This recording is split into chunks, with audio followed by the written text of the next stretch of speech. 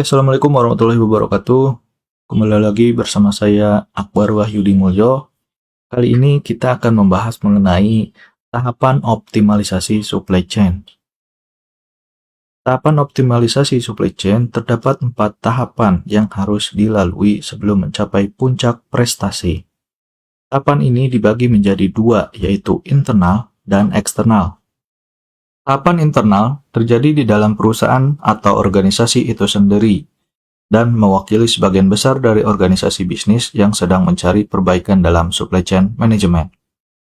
Tahapan ini terdiri dari tahapan sumber pembelian dan logistik, lalu tahapan keunggulan internal. Untuk tahapan eksternal terjadi apabila perusahaan bergabung kekuatan dengan perusahaan luar untuk mencari penghematan yang dihasilkan dari kegiatan jaringan. Tahapan ini terdiri dari tahapan konstruksi jaringan dan tahapan kepemimpinan dalam industri. Oke, kita bahas yang tahapan pertama, yaitu sumber pembelian dan logistik.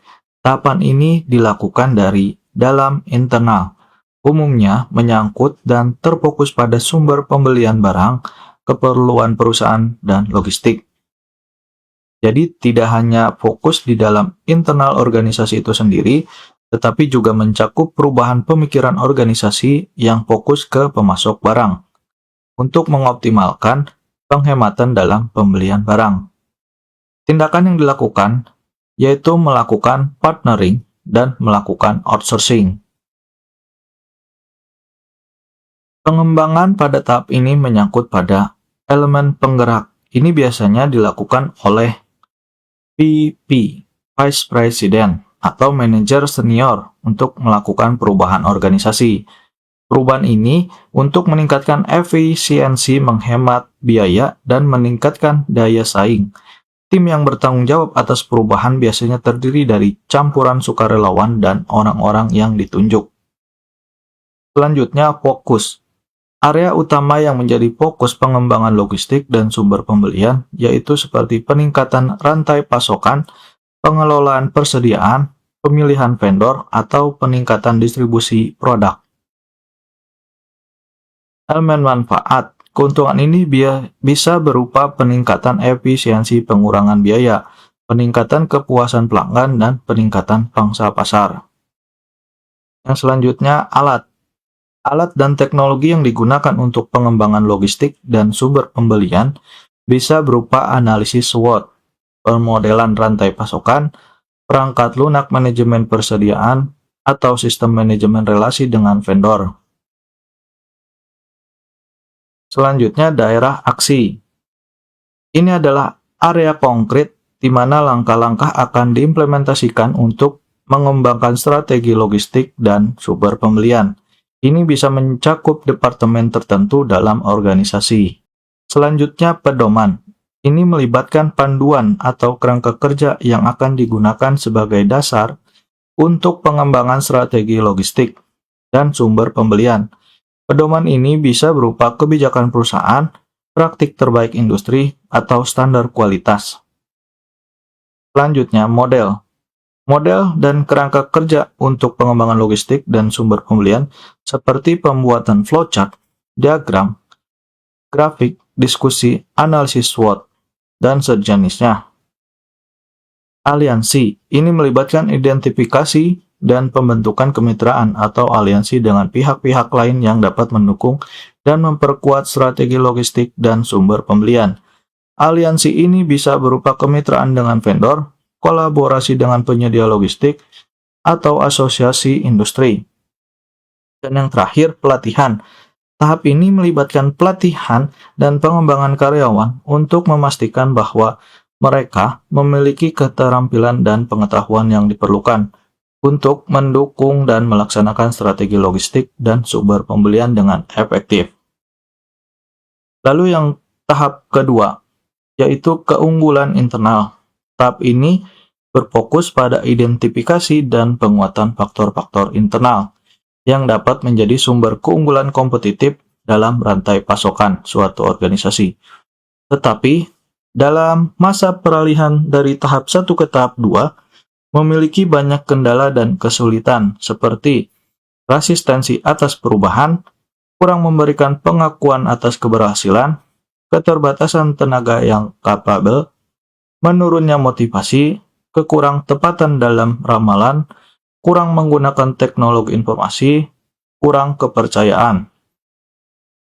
Tujuan utama pada tahapan ini adalah untuk meningkatkan efisiensi dan efektivitas operasional internal, mengurangi biaya dan meningkatkan profitabilitas, meningkatkan kepuasan pelanggan, dan layanan yang baik.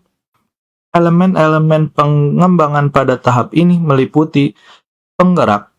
Dalam tahap ini bergeser dari peran CEO ke pimpinan rantai pasokan, dan Chief Information Officer atau CEO, karena pengguna teknologi informasi menjadi sangat penting, kedua pejabat tersebut secara khusus berkonsentrasi pada program supply chain management untuk menggerakkan inisiatif pengembangan supply chain.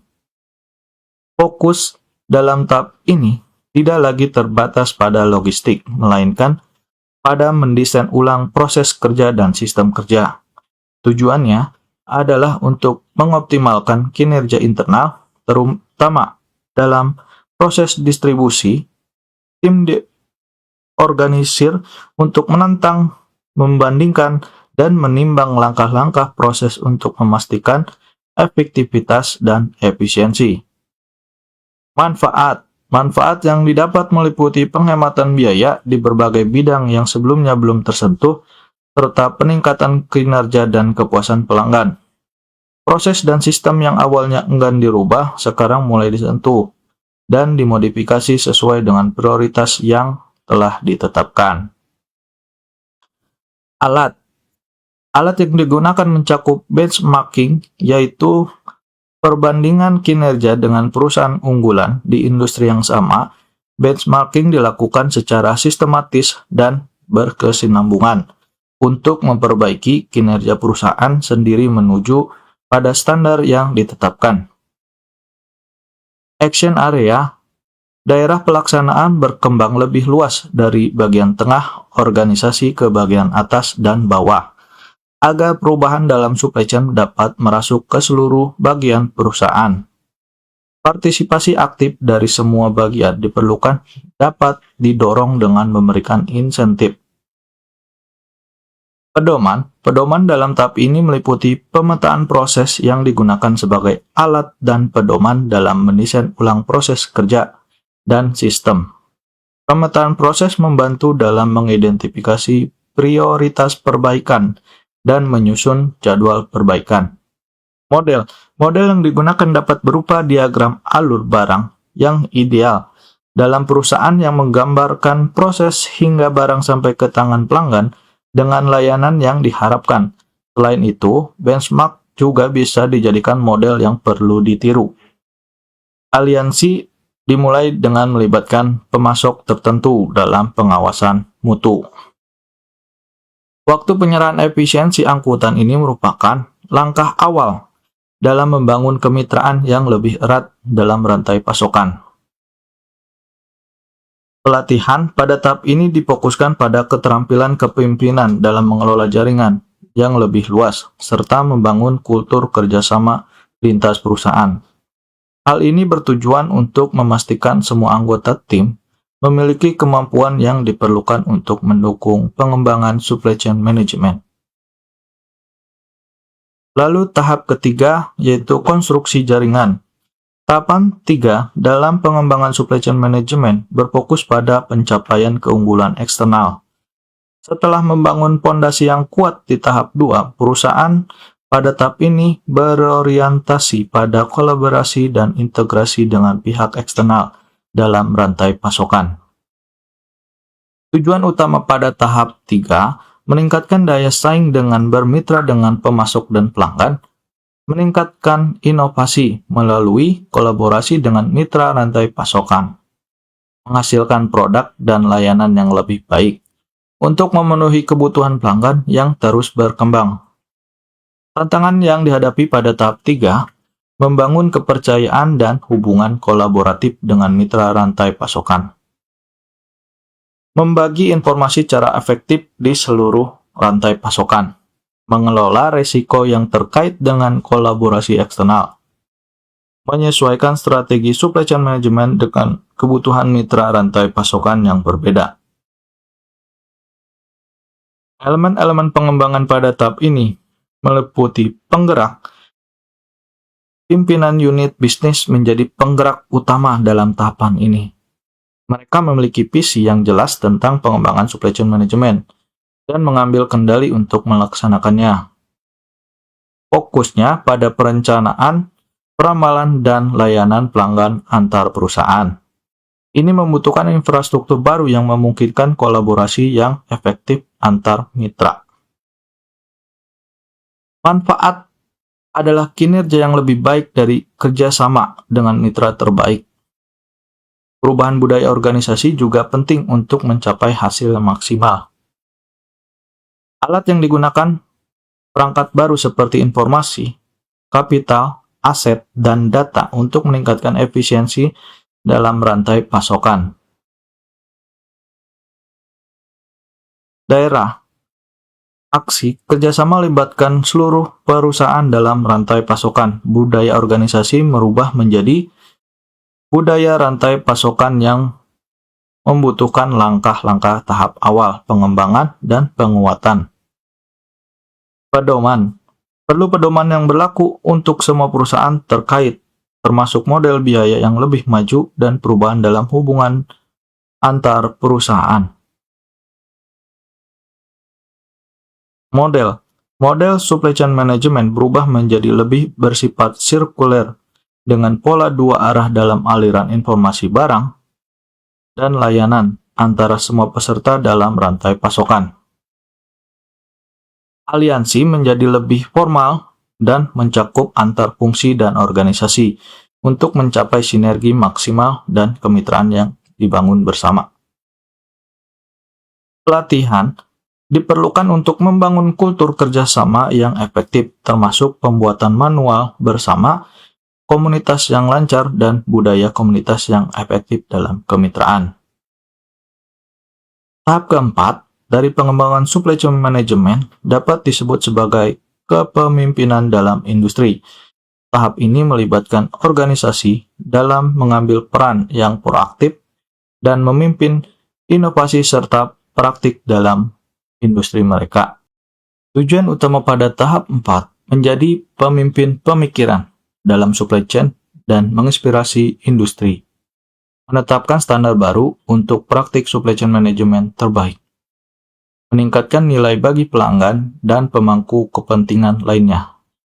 Lalu tahapan yang akan dihadapi pada tahapan ini yaitu tetap di depan pesaing dalam hal inovasi dan praktik supply chain management. Menarik dan mempertahankan talenta terbaik. Mengelola risiko yang terkait dengan kepemimpinan industri. Tetap rendah hati dan terus belajar dari yang lain. Elemen-elemen pengembangan pada tahap ini meliputi penggerak, yaitu tim manajemen dari perusahaan inti menjadi penggerak utama. Mereka membentuk tim pengarah yang terdiri dari eksekutif dari perusahaan produsen, pemasok, distributor, dan pengecer. Tim ini bertugas mengkoordinasikan langkah-langkah strategis dalam pengembangan supply chain management. Fokusnya pada kepuasan konsumen dan kinerja jaringan. Penting untuk tidak tergoda kembali pada pembenahan kinerja perusahaan sendiri, melainkan memfokuskan upaya pada peningkatan kinerja jaringan supply chain management secara keseluruhan. Manfaatnya yaitu keuntungan dari kerjasama jaringan dan peningkatan pendapatan. Dengan kerjasama yang erat, kelebihan hasil dari masing-masing perusahaan dapat dikendalikan, dan kegiatan yang tidak memberikan nilai tambah dapat dihilangkan. Alat penggunaan teknologi informasi seperti internet, intranet, dan extranet menjadi kunci. Intranet digunakan untuk komunikasi internal perusahaan. Internet digunakan untuk berbagai informasi publik, dan extranet untuk berbagi informasi dengan mitra bisnis. Daerah aksi dengan infrastruktur yang canggih, tindakan dapat dilakukan di seluruh perusahaan yang terlibat dalam rantai pasokan. Ini termasuk perbaikan perencanaan, respon yang lebih cepat terhadap permintaan pasar, pengurangan waktu siklus, peningkatan putaran stok, dan pemanfaatan modal dan aset secara maksimal. Pedoman pentingnya mengacu pada informasi permintaan dan penawaran untuk mengatur produksi, jumlah, desain, dan respon terhadap permintaan pasar dengan cepat dan tepat. Model yang diadopsi adalah model pasar global. Teknologi informasi memungkinkan integrasi pasar global dari pembelian bahan mentah hingga distribusi produk. Aliansi dapat meningkat menjadi bentuk joint venture, di mana perusahaan memiliki kepemilikan bersama dalam aktivitas tertentu. Seperti pemasaran, ini menunjukkan tingkat kerjasama yang lebih dalam. Pelatihan diperlukan untuk meningkatkan kerjasama dan kinerja jaringan. Ini termasuk pengembangan keterampilan yang diperlukan untuk mencapai tingkat efisiensi dan efektivitas yang lebih tinggi dalam supply chain management. Oke, untuk pertemuan kali ini sudah cukup sampai di sini. Kurang lebihnya mohon maaf. Wassalamualaikum warahmatullahi wabarakatuh.